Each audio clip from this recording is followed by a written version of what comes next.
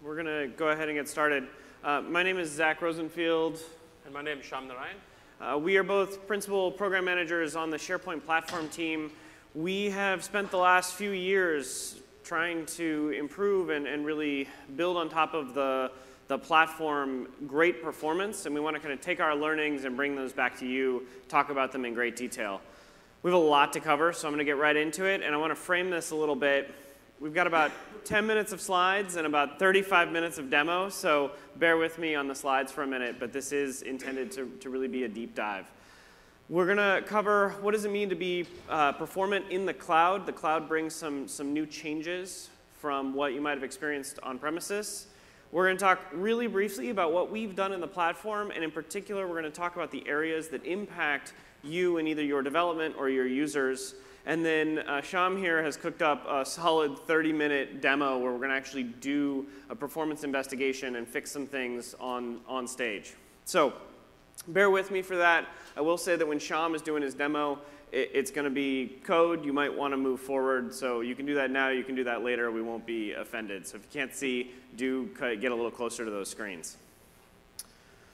We're going to talk about perf, and I always find this to be a really tricky subject. And so I want to set some ground rules up front. Performance is an ongoing process. It's an onion peeling exercise. You're often limited by the one thing that slows your request down or makes it feel slow. And so this won't be a single magic trick where we show you the one thing you're going to do and then poof, it's going to be super fast. You're going to have to iterate, measure, and learn as you go. You also need to build the right solution for your scenario. There's no one-size-fits-all for performance. If your users are physically in Africa versus if they're in the US, you're going to have to think about performance a little different. If your content is all text versus if it's videos and images and audio, you're going to have to think about performance a little bit different. And so everybody has to understand how they're going to use it, what they're going to put into practice, and that'll influence your strategy. And then the last thing is really focusing on scale. You're now in a place where this portal or whatever it is you're building is accessed through the internet. It is potentially being used by people both at home and in the office, on their mobile device, on their laptop. Just the scale of those things changes the picture a little bit. There's one other thing I just want to cover up front, because when I often talk to folks about performance, they start by telling me, you know, I did about 10 tests, and here's the average number I got. And when you talk about averages and performance, it sort of implies that you think this is a picture of performance, where you've got your average in the middle with a standard deviation of experience off of that average experience. And in reality, performance never looks like that. It's never that clean of a picture. And this would imply that I could change the performance of everyone by really attacking the average. And in reality, performance really looks like this. This is a good example of something we see a lot, where most of your requests are actually faster than the average. And the average is dragged out by the users having the worst experience. And those users are having a really bad experience. Those are those 99th, 95th percentile users. It also means that the work that you do to make your normal requests faster may have no impact on what you're doing to those users on the far, far end of that spectrum. And so I like this quote a lot. I'm just going to read this. Looking at your average response time is like measuring the average temperature of a hospital. What you really care about is a patient's temperature, and in particular, the patients who need the most help. Now, it's up to you to decide who needs the most help. If your goal is to make the best even better, that can be your target. If your goal is to fix the worst, you have to look at different things, and there'll be different reasons for it and different solutions to those problems. So with that, we've done a bunch of work in our stack, and before I really talk about it, Shyam's just going to do a quick demo to level set. Thanks, Zach. So we're going to be doing live performance demos on the stage today. So that's pretty exciting. What I want to tell you that to make sure that these demos are not cooked, or we're not getting biased by running it on a favorable network, we're actually going to be running all these demos from a virtual machine running in Amazon, running on the west coast of the US, so that there is no network biases. We don't have the benefit of the Azure network. We're coming from a neutral ground. So let's get into it and see some real demos. First thing I'm going to do is show you some of the work we have been doing in the file transfer space. So I'm going to open up two browsers. One on the right is a third-party SaaS provider, and I'm going to open up SharePoint on the left. Got two browsers open. What I've done is I've already uploaded a 500 meg PowerPoint document to both these sites. Now, just to talk to you about the SharePoint site on the left. We're running this SharePoint tenant on the east coast of the US. So when we do this demo, we're going to go real time across the US to download the 550 meg PowerPoint document. So let's get started and see how this pans out. I'm going to get started on the right first and make sure the download gets started. And you can see they're ticking away. I'm then going to come to SharePoint and kick the download off as well and make sure that things start running. You can see on the left, we're clocking cross-country north of 50 megabytes per second, and we're done. Right. Just to make sure that's real and there's no caching going on, I'm going to re-trigger the download and see how that goes. So this is cross-country 550 meg download, clocking 50 megabytes per second. Yes, you can clap for this. So let's switch gears and talk about some of the experiences we have done integrating with Office. So a lot of people work on their desktop. A lot of people like to work in the web using the Office Online app. So I've taken the same 550 meg document, and in this case, uploaded it to a tenant in Europe. I'm still standing in North California. I'm going to try and open this document across the US, across the Atlantic in real time. So we're going to be downloading this document in the web using Office Online and opening it up in edit mode. So are you with me? OK, deep breaths, everyone. Let's see how this goes now. So on a count of three, let's see how this goes. 1, 2, 3. Boom. That's a 500 meg PowerPoint document, transatlantic. Opened up in full edit mode. I can scroll, and I can see slides. It's all there. It's opened up all the 100-odd slides. It's all come down in under 3 seconds. Isn't that exciting? So just to recap, so what we have shown you are some of the foundational work we've been doing in the SharePoint Online platform.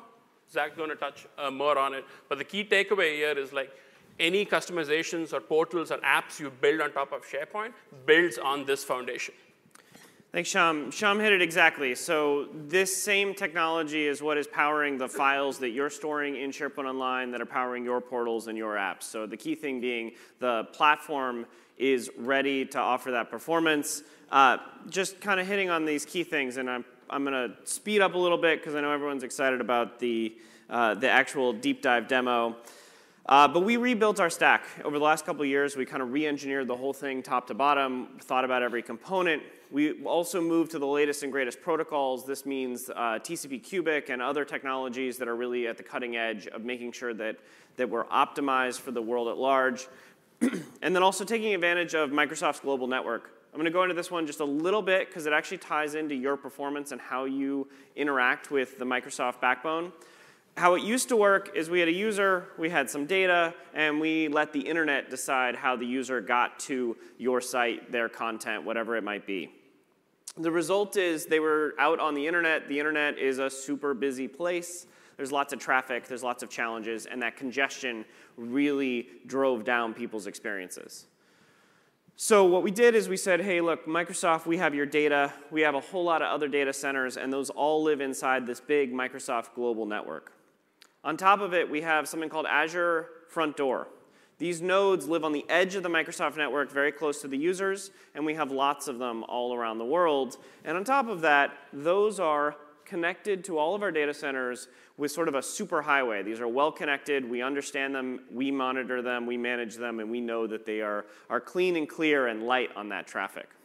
And so now when a user tries to get to their data, they're going to connect to the nearest Azure Front Door to them. And then that will go on the Microsoft backbone to the location where their data is. Similarly, if you're in a different part of the world, You'll also route, but this time by a different Azure node that's close to you. This gets you off of the public internet as fast as possible and onto our private backbone. And the key reason to talk about this is two things. One, as Shyam showed, it doesn't matter where your data is. You can have a great experience regardless of where it is. And this is critical as we have users collaborating together that don't necessarily sit next to each other. And so making sure that the performance is not driven by where the content is was pretty critical. And the second thing is it's important that you get onto our backbone as quickly as possible. We see lots of issues in production today with customers with long backhauls, with 7 proxies, true story, between every user request and the cloud service. Those offer real challenges. So get your users to the internet as quickly as possible, and they can take advantage of this. If you try to direct all the traffic internally, you're just adding another tier for those users to route through. OK. We're almost to the meat of it. Portals, I'm just going to frame it real quick, and then I'll hand it over. Portals are a little different in the cloud. It just happens to be that the model changes just ever so slightly, but it's a pretty important difference. On premises, you had a couple of servers. They were usually near your users. They were dedicated for that portal and that portal alone. And there were some tricks that we could do with caching and the tuning that was very SharePoint specific to really optimize that experience. In SharePoint Online, we have lots and lots of servers. They might not all be in the same physical location. Your users are global. They're on lots of different devices connecting over various types of bandwidth. Maybe they're at home. Maybe they're in the office. The result is just it's a little bit different. But the good news is, while it's different than on-premise SharePoint, it's just like building a large website. So there's so much guidance out there about how to build a really fast, great website. And in fact, whatever framework you might be choosing to run your UI is going to have its own guidance. There's lots of stuff out there. So don't forget, I often get the question, why is there not more guidance on how to build a great portal? And much of that comes from the fact that much of it is just how to build a great website, and there's lots of great content. The same tips and tricks that you would do if you were building CNN.com, Amazon.com, any major global site, are the same tips and tricks. There are a couple of exceptions to that. And so I wanted to hit on those. I'm going to talk about this and just sort of try and make sure that you catch on to 4 key things. First off, don't use structured nav. I'm just going to say it. Do not use structured nav. Still see a lot of this in SharePoint Online. Can't stress this enough. If you're building a large portal, just don't use it. There are alternatives available. Similarly, do not use content by query or CBQ. Now, this one we don't see as much, but I like to call this out because it leads to confusion with number 3, which is something we want you to do. Do use content delivery networks, CDN. So CBQ, no. CDN, yes. Content delivery networks are the strategy that the largest websites in the world use to speed up their performance. I can't stress how important this is. It's so important to us that you use it that we are exposing our content delivery networks to you for free. So we are actually subsidizing distributing this content to first and third-party nodes around the world because it's so critical for you to use. Now, many people do have their own CDNs. They prefer to use them. But if you don't, they're free to use, integrated directly into SharePoint Online. Not enough people are doing this, so please make sure you're doing that. And then finally, I call out compressing images and scripts. And the reason I call this out is just indicative of all of that public guidance on how to build a great website. Not enough folks pay attention to those things, don't build it into their design flow. I had a customer call me the day before a major launch, said my portal is so slow. And we took a look at it, and they had these little icons. They were 132 pixels square, and each one of those was a 20 meg high-res image that was having to be downloaded every single time. And it's something that if they just were running a basic tool, a YSlow, anything as part of their development suite, they would have caught it right away. All this and more is on aka/ms/tune. There's deep guidance on these 4. There's a couple more tips. You'll see a bunch of the things that Shyam's going to talk about. But with that, I'm going to hand it back over to Shyam, and we'll take you through a deep demo. Thanks, Zach. So if you want to build on those 4 key principles around not using CBQ and structured nav, and spend a lot of time looking at how to optimize a lot of the static asset delivery onto your client. So So I'm going to be doing all my demos in Chrome today. I know a lot of you out there use Chrome for web development and debugging, so we're going to use familiar tools today. So I've got a site opened up. I'm going to launch my intranet. I'm not great at CSS. You can see that pretty quickly. This is the best I can do. Just quick show of hands. How many of you know about the SharePoint page diagnostic tools we released earlier this year? Okay, I can see a couple of hands in the crowd. So just for the rest of you, we launched a free Chrome add-in that analyzes SharePoint pages, both classic sites and publishing portals like these, and automatically tries to apply a lot of our guidance rules to evaluate your page. It comes back with insights that's actionable. So we're going to be using that to analyze this portal. So this is a fairly typical portal we see when we work with customers. It's got images. It's got those thumbnails that Zach spoke about. And it looks pretty straightforward. I'm also going to launch the developer toolbar. So this is something we're going to be spending a lot of time in today. And what I'm going to do is run these demos with my local browser cache disabled. So this simulates basically a first-time load of a website. If you launch a big portal, you want to make sure that the first visit to your site is pleasing. A lot of people make up their mind very, very quickly about whether they want to come back to this portal or not. So making sure that the cold boot of your portal is as great as possible. And the cache only gets better. So I'm going to be running these demos with the cache disabled. So I've added, you can go to the Chrome Web Store, and you can add in the page diagnostics tool that I've got showing up here. It's a free download. Go add it into Chrome. I'm going to hit launch on it. And basically, let it run. What it's going to do is it's going to refresh the page and then go analyze the page for a few performance metrics. It's going to go analyze it and come back and give me some metrics and a few indications of what's possibly going wrong with the site. I'm going to hit stop on it so that we can get on with the demo. Key thing to start noticing when you run this thing. It comes back with a few key numbers up at the top. I'm going to highlight that. Two key things we want to pay attention to. The first one is what we call as the SP request duration. This is the amount of time we spent on the server generating the HTML before sending it down to the user. Right? This is how much time we spent just on the server processing this page. And you want to get that to be as low as possible. The second one, which is the page load time, is the inclusive time of the end-to-end load time. So this is from the time you navigated to the page through to server rendering, and then all the components getting downloaded, how long did it take? And you can see in both these cases, it's 2.6 seconds just on the server and 6.5 seconds on end-to-end load time. Right? On a really good network, this isn't a great experience. Let's go look at what the page diagnostic tools is pointing us at and try and debug that. I'm just going to zoom out, come back. I got one green. Woohoo. So few key things to point out.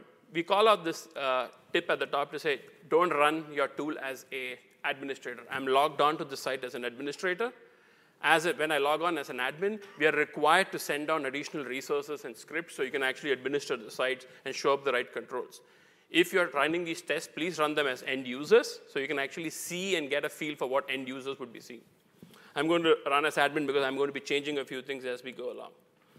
The other thing is saying I'm running structural navigation. So most of my time I'm spending on the server is because of structural navigation. A good alternative to that is to move over to the manage metadata navigation, which uses a taxonomy store to manage your navigation structure. And we'll show you how that changes the overall dynamics. But we're going to be spending a lot of time in these three areas, looking at how many requests we are making to SharePoint, are we using CDNs to offload resources, and are there any large images on the page? Let's click into it. The first one. It's recommending, we out of the box recommend that you have not more than 6 requests to SharePoint as part of your page load. And the reason behind this is most modern browsers allow up to 6 parallel requests to a domain name. In this case, I've got 19 requests going out to the root domain, which is the top-level domain of my tenant. And what this causes is most modern browsers will block requests more than 6, which means any requests after that will get queued on the client. So you want to make sure, and that which drastically impacts your end-to-end load times. So one trick to do this is to go shard your resources across different domains to get more parallelization going. We've got a whole bunch of static resources that are getting downloaded from SharePoint. We'll look at how we can offload them soon. The next thing it's telling us is like, hey, you have a lot of static resources, images, CSS, JavaScript files, font files, all coming down from SharePoint. You have an opportunity to offload these to CDNs, get those static assets closer to your user, and only get your user to come back to SharePoint for the HTML page. That's the value we're getting from SharePoint. Get those code pages back and try to distribute the static content from a node near the user. And static assets are ideally suited for this. And then finally, it's saying we've found images that are more than 100 kilobytes on your page. We've got about 8 images that are really large.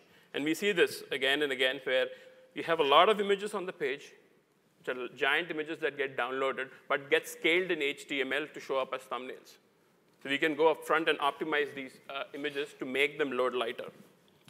I'm going to expand out the timeline breakdown in the Google toolbar and get your attention to the actual downloads we've done. Oops, let's just get back. I've filtered it just to images, and I'm just going to show you. So we've downloaded, as part of the first boot, 38 MB of content, and nearly 95% of that is images coming down. So there's a lot of opportunity for us to go optimize this. Right. I'm going to open up the timeline viewer to show you how these resources stack up on the client and see how we go optimize them. This gives us a great view of what happened on the client as the file got downloaded, as the page loaded. Reduce the timeline, get to the top 2 or 3 seconds. If I can find that, yep, there you go. Okay.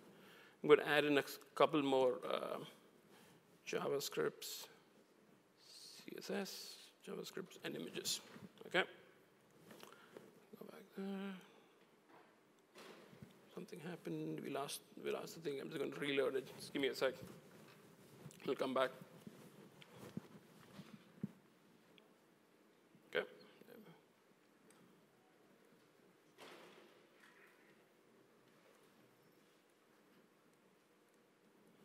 Okay. So here's a classic example of downloading too many resources from the same domain. You've got a bunch of resources, especially CSS files, JavaScript files, a whole bunch of fonts and resources coming down from the same domain. And you can see them starting to download in parallel. But as we keep going down the timeline, we start seeing a bunch of images starting to show up with these white bars. And these white bars are basically indication that your browser is stalled, waiting for other requests to free up. So we used up more than 6 connections to the domain, and we're actually waiting on the client not being able to make the request to the site. I'm going to pick one specific image. Let's look at drone. Drone HD. This is a 6.5 meg image that's come down. It took 2.38 seconds to download. It took a long time.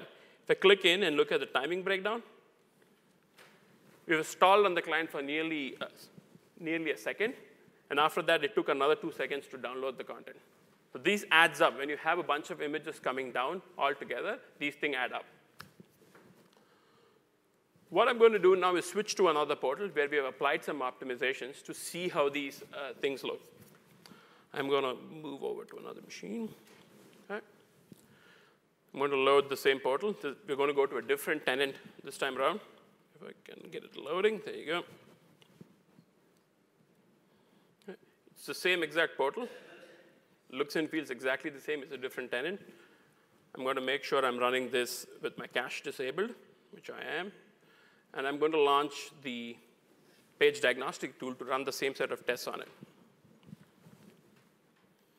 You can see in this time around, we actually loaded the page in 1/3 the time compared to the previous portal. It's exactly the same look and feel, exactly the same images, but it loads much faster.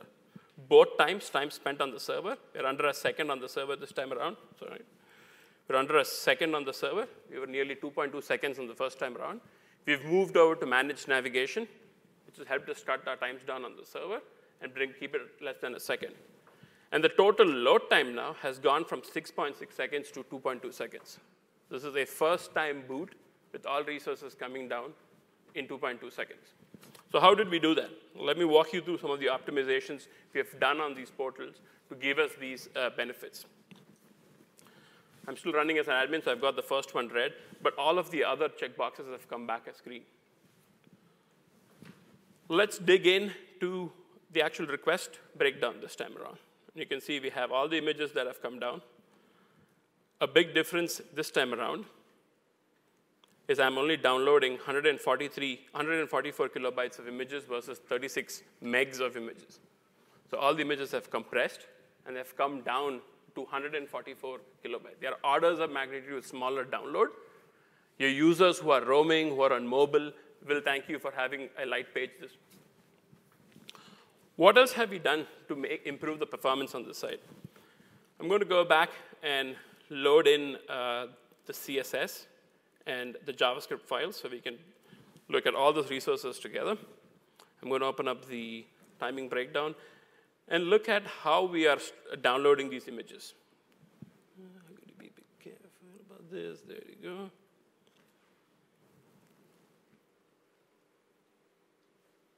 Okay. You can see in this case what's happened. I still have a lot of resources starting to download in parallel. If I start hovering over those resources, the first one came from SharePoint. Then I have a custom CSS file that I've uploaded, which is now coming from a public CDN. So this is files that I have uploaded to SharePoint is now getting served from CDN. So straight away, I'm parallelizing across 2 domains to get more throughput. If I keep scrolling down, you'll see the images that were taking a long time to download previously have substantially reduced. We took nearly 2 to 3 seconds to download those images. Now, in this case, we're able to download most of the images in under half a second. So let's dig into one of them to see what's changed. One, we're queuing less. And the reason we're queuing less is because going to CDNs allows us to use HTTP2, connection multiplexing, to make more parallel requests to the same domain and get more throughput. The overall download of those resources, if you go back to drone, which was an image that we looked at previously, I'm going to click in there. It took, I think, 3 seconds to download. It's now taking 193 milliseconds to download. Same image from SharePoint has been offloaded, closer to the user, 193 milliseconds to download. It took us nearly 3 seconds to download that image. And our new page load is, our page loaded faster than that, and this image is now coming down in 193 milliseconds. The other interesting thing is the image size. It's been compressed and optimized for the web. We downloaded a 6.5 meg image previously, and in this case, we're downloading a more optimized image for the web. If I actually click into it and show you what it looks like, we've resized it for you to make it more web optimized. So how did we do this? Like, how do we do this in SharePoint? So let me walk you through how to do this on your portals. First thing I'm going to do is like open up PowerShell and walk you through how to enable CDNs on your tenants. I've already enabled it. It takes around 15 minutes for it to kick in, so I'm not going to do it live on stage. But the set SPO CDN enabled commandlet allows you to enable this on your tenant. You've got 2 types of CDNs that we offer. One's called public CDN, which basically means you can offload content to it, and there is no authentication against that content. And we recommend content that is not sensitive to your organization gets offloaded to those CDNs. We also offer what we call as private CDNs, where we authenticate requests to your CDNs. So if you do have sensitive images, sensitive JavaScript or CSS files, please use the private CDNs. There's a slight penalty hit about 100 milliseconds. We have to authenticate, but it's definitely better than coming back all the way to SharePoint for picking up your static assets. Use this to turn it on. I have it turned on, and I'm just going to show you what the bindings look like once I've enabled it. So in this case, it's saying it's turned on. Let me just go back and open up, show you how I've configured my origins. So one of the features we allow you to do with PowerShell is to configure what aspects of your SharePoint tenancy gets offloaded to the CDNs. You can have wildcard rules, like the first 2 in this case. If I zoom in over here, the first 2, the master pages and CSS style library. The // basically means every master page and style sheet library in my tenancy, offload it to the CDN. Right? Or I can get very specific and have more defined paths, like this one, which says, hey, in the Contoso internet site, just offload the site collection images to the CDNs. So I can actually control what aspects of my tenancy needs to get offloaded to the CDN, and which one of them are private versus public. So I have full control over it. Once you turn it on, it takes about 15 minutes for it to kick in. So let's just see how does the end user or a web author actually use these CDNs. What do they need to do? Do they need to hand cobble together these CDN URLs? Let's look into that. I'm going to open up my site collection images library. This is the one I've enabled for CDN offloading. I'm going to upload a file from my local desktop called as drone super high definition. We don't like HD. We want super HD. Just to give you a sense, that's a 12.8 meg image. And it's more than like lots of pixels. Let's go upload that up. While that's uploading, I wanted a quick show of hands. How many of you know about this built-in feature called as image renditions in SharePoint? Yeah, I was hoping for more hands. We'll make sure that we have more hands at the end of the session. So one of the features SharePoint ships with is called image renditions. What that allows you to do is, as an administrator or as a designer or as a web author, allows you to specify templates for images. So when you upload files into SharePoint, we automatically crop and resize them to meet those templates. So I have this image uploaded in here. I'm going to go ahead and publish this image. So it goes through the publishing workflow. So many of you would control assets by going through the publishing workflow. So I'm just going to go ahead and publish a major version. Publishing a major version is what triggers the CDN offloading behind the scenes. We only publish documents out to the CDNs once they have a major version attached to them. So if you see a lot of users coming in saying, hey, files are not getting offloaded to the CDN, make sure you have a major version. So I have that document published. I'm now going to click through into image rendition. So me as an administrator, I have set up a whole bunch of display templates which tell me how I want to crop this image. So I took that 12 meg image and have created various stylized view of the same image. Some are large, some are big. I can use them as thumbnails. I can use them as a banner. I've got a whole bunch of image renditions available for me to use. We automatically do this behind the scene every time you upload a document, image to SharePoint. Now I'm going to come in here, edit the page, and replace this banner with the newly uploaded image. We'll go into image, change picture from SharePoint. Scroll down. I think it was that one, the lavender fields. It's going to come in there, and it's going to plop in the giant picture. This is the 12 meg image. But if you see off to the left-hand side, we have this button called as Pick Rendition. So as a page designer or a page author, you have the option to select the rendition while you configure those images. So I'm just going to go in there and select the banner image. You can see it's automatically resized it to the right size. I'm going to hit save. Let it come back. It'll give us a few seconds. It'll come back. And I'll tell you what happened over there. So that's it. This is what an end user would do. Nothing different to what they've been doing today. Let's see what's happened behind the scenes in this case. I'm going to hit F12 again. Again, a fully disabled cache. Reboot that, reload the page. I'm going to go inspect that item. You would see behind the scenes, we've actually rewritten the URL automatically to the public CDN. You have inserted a file from SharePoint into a native control. We, behind the scenes, automatically have rewritten that file to the CDN with no user input. So you don't need to manage URLs. You don't need to worry about patterns. We will automatically rewrite it for you. You can drop these controls in content web parts, content editors, or your own links straight in the page. We will find them and replace them for you. In addition, what we've also done, if I come back to my network and look at drone, I'm just going to zoom that out a bit. We took that 12 meg image and compressed it down to a 31K file. Like, you don't have to do anything. Got resized, offloaded to the CDN. I'm pretty sure a 12 meg image on a 3G connection would take a few minutes to download.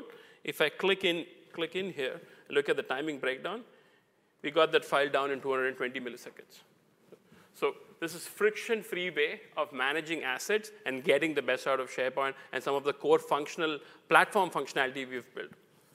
The other thing I want to touch on quickly before we look at some of the modern features we've built is a lot of users don't scroll their homepage. So this is research has been done, which is most portals never scroll. But we have a ton of content, what we call as below the fold, that we are eager to load every time the page loads. So what I've done in this case is have got some JavaScript injected into this page, which differs content that's not in the user's viewport. So if I go back to the previous slide, we had these images down at the bottom that were loading. I'm going to open up this and show you what happens when I scroll down. So these images have not loaded, and as I start scrolling down, let me just reload that just to make sure. And I don't have that filtered. Okay, clear that out. So I'm going to start scrolling, and you should see that as I get closer to those images will start downloading on demand.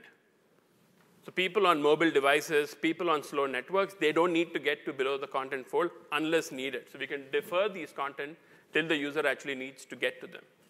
So we can prioritize content over the fold. We have a lot of guidance on aka.ms/tune on how to do this to your own portal. It's a bit of JavaScript magic, but it's pretty straightforward to do it. Now I'm going to switch over to Modern and show you some of the features we've got built into Modern that takes advantage of the platform capabilities. I'm going to close this down, and open up a Modern portal. So here I have a Modern portal that I have built. You can see it looks pretty from the get-go. It looks pretty similar to the previous one. I've used some of the Modern experiences. A couple of key callouts. First of all, that loaded really fast, if you notice. It is going to the same tendency, blinding fast load. The second thing we've done for these Modern portals is out of the box optimize them for mobile devices. So if I hit F12 on this and change my view to a mobile view, you can see the website automatically resizes and responds to your layout. So there is nothing you need to do to make your web pages responsive. A lot of users are now on mobile devices, either on their phones or on their tablets. Modern gives you the capability to automatically make them responsive. You can do them in Classic. You just need to use Bootstrap or some of those feature sets to do it. It's baked into Modern. Another key thing I want to talk to you about is how we have optimized rendering in the Modern experience. This is very, very subtle.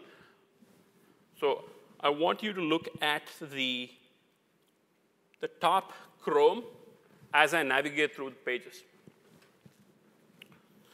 So I'm going to go hit the divisions page. It's subtle. I'm going to try and navigate back to the home page. What's happening is we are not re-rendering the Chrome. We're just changing the content underneath the Chrome and keeping all the Chrome and the common elements the same. So this allows us to make the app feel more fluid and more fast, rather than having full page reloads. I'm going to get back up to my full view. And we have the same experience even if you're in the desktop. You can see that we're browsing to different pages. And we can go back and forth without full page reloads. How about we look at some image editing experience in the Modern portal and what comes out of the box to optimize your portals? I'm going to hit Edit, go back in. Something is not working. Let me just reload. I think it thinks I'm still running the mobile view. Okay. So we have what we call as the hero web part. You would have heard about this all week. I'm going to go and try and change this image that we have in the hero web part. Previously, we had to go pick renditions and select the image I want. In this case, I'm just going to go change the image, upload the same drone super high definition image back into SharePoint. It's going to go spend some time uploading that image and figuring out the right resolutions for it. It should change in a few seconds. Let's give it a, oh, there you go. It's changed. I'm going to hit save and close on that. All I did, upload an image, no resizing, nothing. The portal itself figured out what's the right size for the image and resized it behind the scenes. If I go scroll into that image and look at it, that one, that is the actual link. If I go select, inspect the image, you can see we've generated a smaller preview of it automatically. We don't need to specify the size, didn't need to specify which rendition to pick. We automatically have figured out what's the right image to show in that real estate and resized it for you. So no more renditions are even more simpler with modern. Another key thing I wanted to touch on before we wrap today is I showed you deferred loading in Classic. One thing we've done with modern is we've built in the way we deferred loading into the platform itself. There are smarts built into the platform where we can prioritize content based on the user's viewport. This is extremely subtle. You wouldn't notice it on high-speed connections. So what I'm going to do is walk you through a demo that shows you the rendering process with screenshots and walk you through what's happening. I'm going to turn on screenshots capture and reduce the real estate so we can actually see what's happening on the page and reload the page. So behind the scenes, my browser is snapping screenshots, which we will walk through. And there you go. We have screenshots. I think I'm going to open this up. There you go. So one of the big no-nos of web development is making sure that we don't show the user blank pages or blank white pages for too long. Right? There's lots of articles on how that impacts user experience. So in this case, I did a refresh. In about 800 milliseconds, I fired the unload event, which told the browser, hey, reload the page. And you can see in here that within 1.1 second, even before my DOM has fully loaded, I'm starting to show content to the user. This is so fast, you wouldn't see it without me taking a screenshot. You can see I'm starting to show content to the user. Someone who's on a slow network will feel the site's more responsive. And as I start going through, you can see I'm starting to show images. So behind the scenes, we are flushing down the HTML body and images in parallel. So as soon as the browser has a chance, it can show user content. And we progressively go on building this website. So the user has a more progressive build out of the website rather than looking at a blank screen for 2 seconds and then something showing up. You can see the icons are starting to show up. The top navigation has come up now. We're starting to fill up some of the publishing controls. A lot of these things are not needed immediately to start using the site. And as we go through, you can see the top banner has come in. We're starting to change the icons. And finally, we wrap up with the user's image showing up in the top right corner. So the intent over here is to show you how modern pages behind the scenes progressively build up the web page without you having to worry about below the fold content or worrying about how to prioritize what's the right thing to render.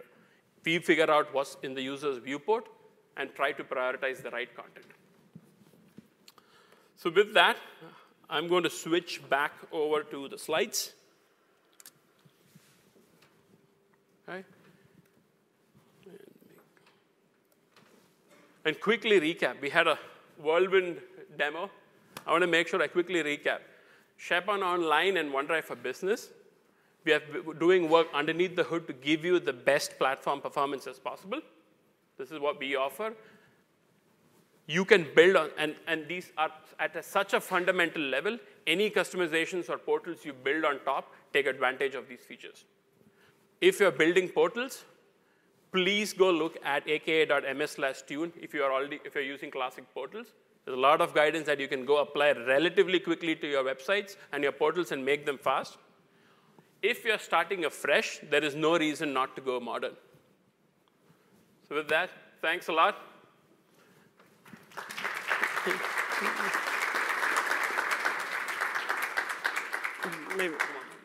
Maybe we'll do 2 questions, and then Shyam and I are happy to hang out and answer more off stage as well. And we got lots of stickers. And we have lots of stickers, apparently. Stickers will make your sites fast. Does anyone have any questions? Otherwise, we can. Hello, thank you for the presentation. Is anything included in SharePoint 2019 on-premise? So a slightly nuanced and light answer that it depends a little bit on which piece in particular. But a bunch of the work in the stack and platform is in 2019. So we do believe that the experiences will be better. On the flip side, a lot of what makes performance so impactful is scenario specific to you and how it's set up and how it's used and how your users connect. And so there is a lot of, I'll say, goodness in the platform. And I think we'd have to follow up offline if the responsive elements made it. Yep. We'd have to follow up with you online at those specific things, but you can look at the feature list and see if you see some of those portal-specific features. Overall, the stack has been tuned, but it obviously requires sort of a parallel consideration of how you're actually running it in terms of getting exactly the same experience. One question, that's easy. OK, well, I'm sure some people might have specific questions that are really tailored to them. So again, we're happy to hang out and answer, but thank you all. Thanks a lot.